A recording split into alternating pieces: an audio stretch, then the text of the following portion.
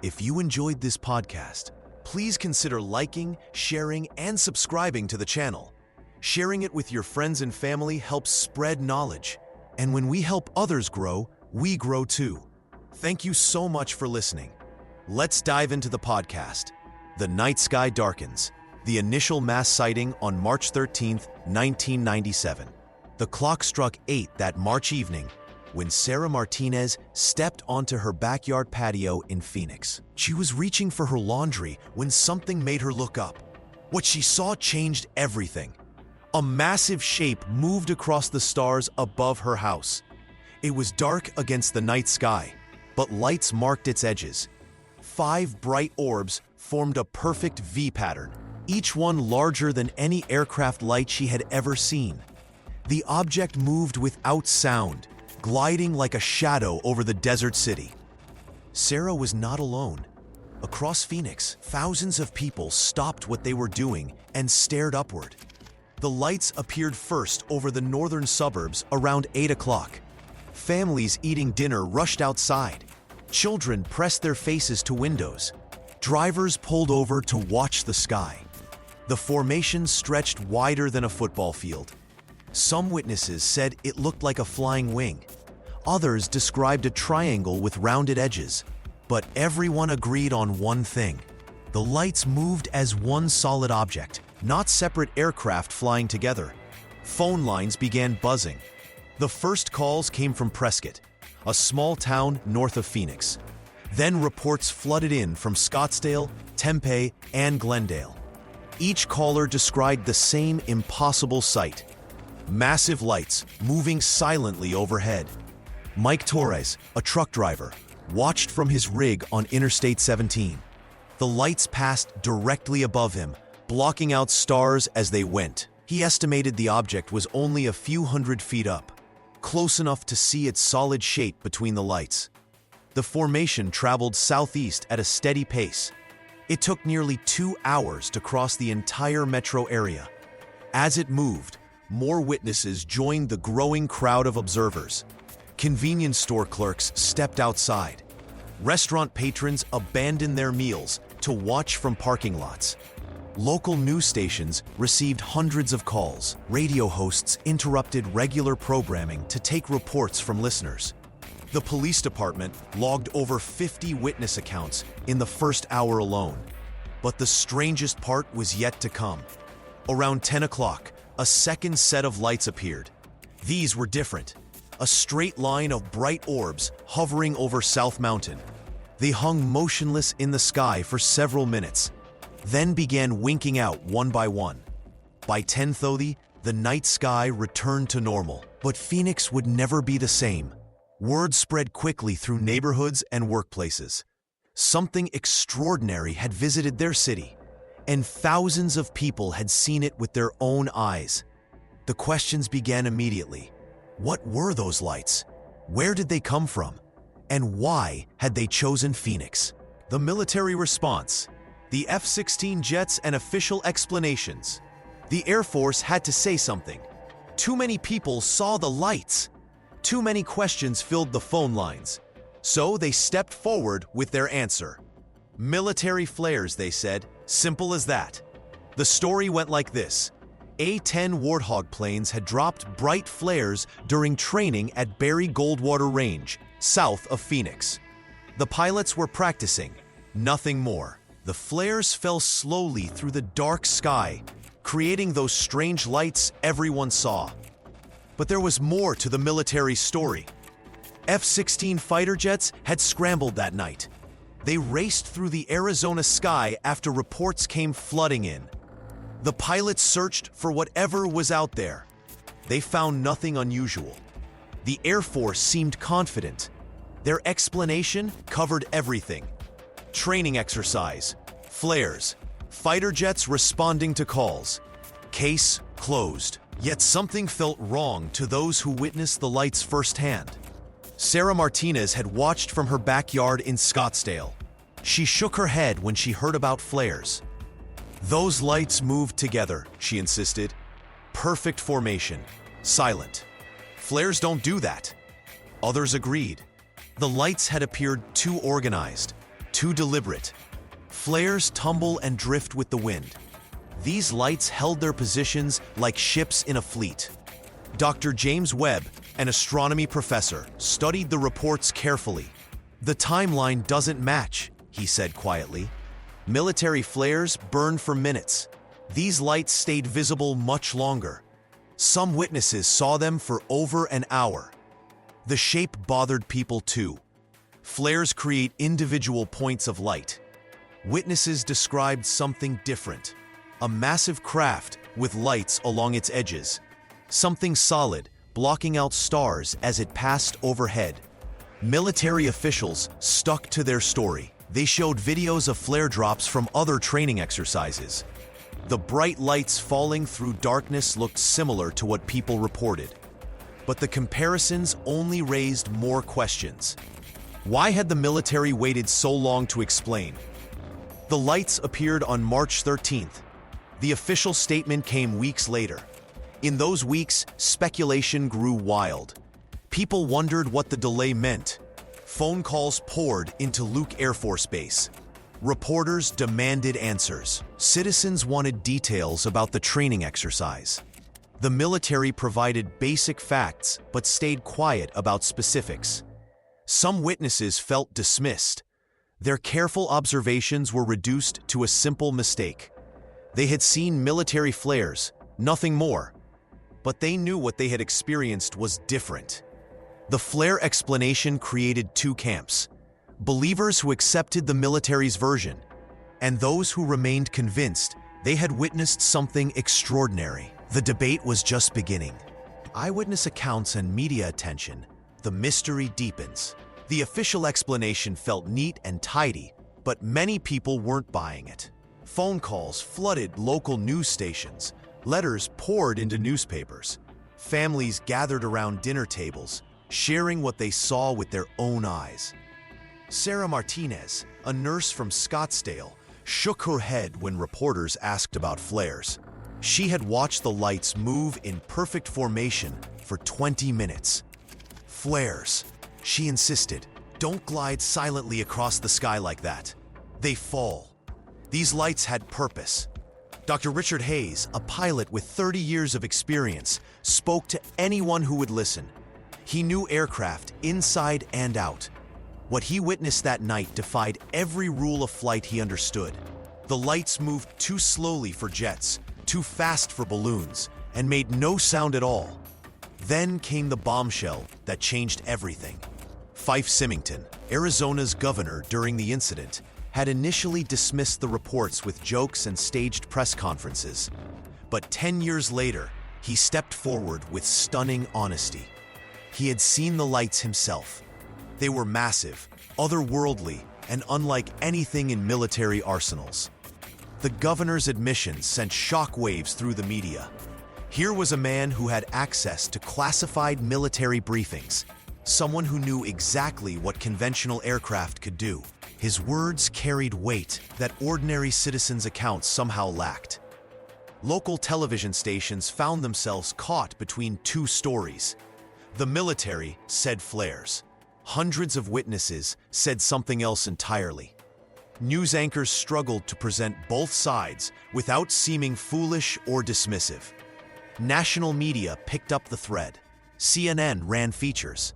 The Discovery Channel produced documentaries. Suddenly, Phoenix wasn't just a desert city anymore. It became the center of America's biggest modern mystery. The internet was still young in 1997, but discussion forums buzzed with theories and debates. People shared photos, compared stories, and dissected every detail. Some believed in visitors from other worlds. Others suspected secret military projects. A few insisted on the flare explanation, but their voices grew quieter each day. Television talk shows invited witnesses to share their experiences. Audiences watched ordinary people describe extraordinary events with tears in their eyes and conviction in their voices. These weren't conspiracy theorists or attention seekers. They were teachers, mechanics, retirees, and parents who simply wanted answers. The story refused to fade away. Each new interview revealed another detail that didn't fit the official narrative. The lights had been too large, too organized, too deliberate to be random flares dropped during a routine exercise. Something extraordinary had visited Phoenix that night. The question wasn't whether it happened anymore. The question was what it meant, and why those in power seemed so determined to make it disappear from memory. Investigations and research, uncovering patterns and anomalies. The official stories felt hollow to many who witnessed that strange March night. When government explanations failed to satisfy, ordinary people stepped forward to find their own answers. Dr. Lynn Kitay had been quietly collecting testimonies since the lights first appeared. As a physician, she approached the mystery like a medical case. She gathered witness accounts the way she would gather symptoms. Each story mattered. Each detail held potential clues. Other researchers joined her mission. They knocked on doors throughout Phoenix and surrounding towns. They placed ads in local newspapers asking witnesses to come forward. Phone calls poured in from people who had remained silent for months, afraid others would think them crazy. The investigators created detailed maps showing where people saw the lights. They marked the exact times reported by each witness. Strange patterns began to emerge. The northern sightings happened first, around 8 o'clock. The famous V-shaped formation appeared next, moving slowly southward. Finally, the bright orbs hung over the Estrella Mountains for nearly an hour. Video footage arrived from dozens of sources. Home cameras had captured shaky images of glowing dots in the darkness.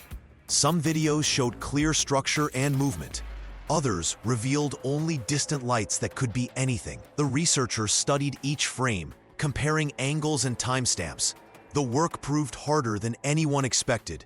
Witnesses described different things happening at the same time.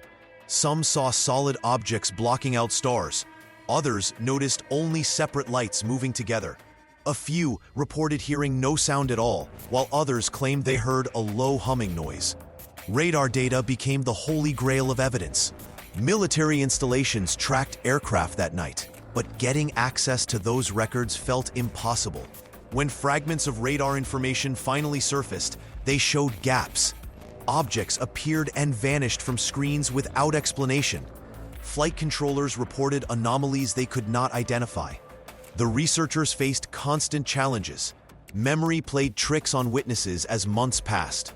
Initial accounts changed when people shared their stories multiple times. Fear of ridicule kept some witnesses from speaking honestly about what they experienced. Phone records from that night revealed interesting details. Emergency services received hundreds of calls about unusual aircraft. The timing of these calls matched the patterns researchers had mapped. People across the valley had seen the same progression of events, even though most had no contact with other witnesses. As evidence accumulated, the picture became more complex rather than clearer. The data suggested multiple phenomena might have occurred that night. Perhaps military exercises did happen alongside something unexplained. Maybe different groups of witnesses saw completely separate events. The independent investigation raised more questions than it answered. Yet their careful documentation preserved details that might otherwise have been lost forever.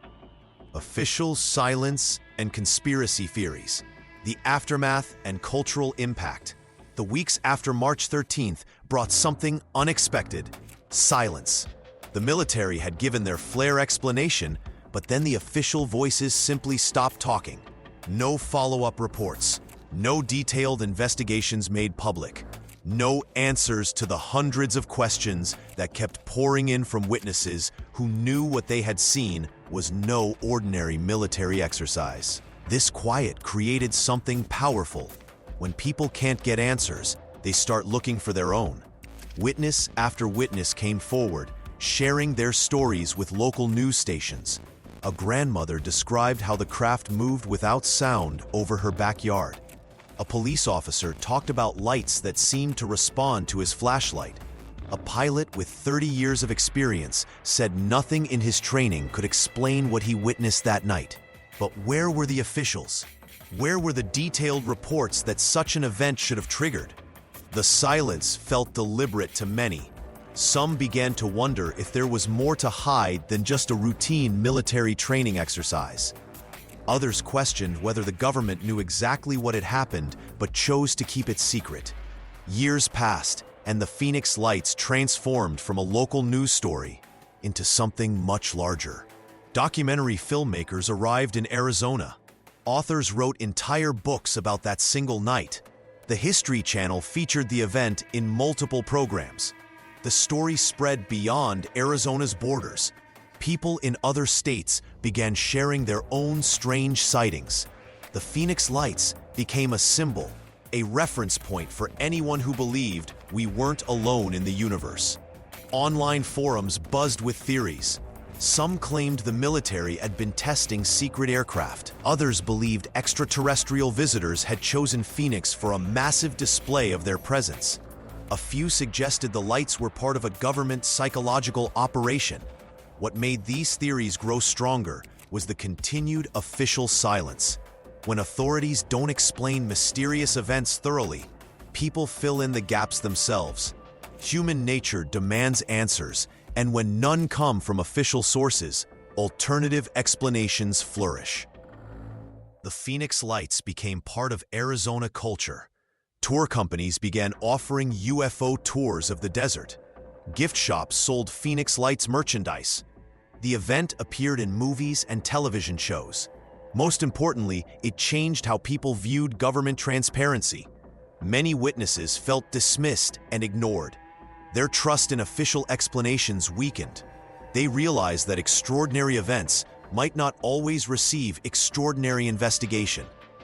Today, the Phoenix Lights remain unsolved in the minds of thousands who were there.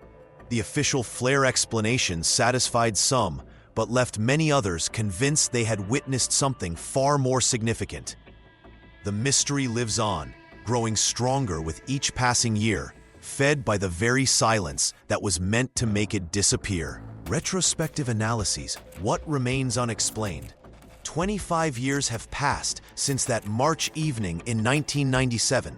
The world has changed in ways those first witnesses could never have imagined. Our cameras are sharper. Our computers are faster. Yet the Phoenix Lights still whisper their secrets into the desert wind.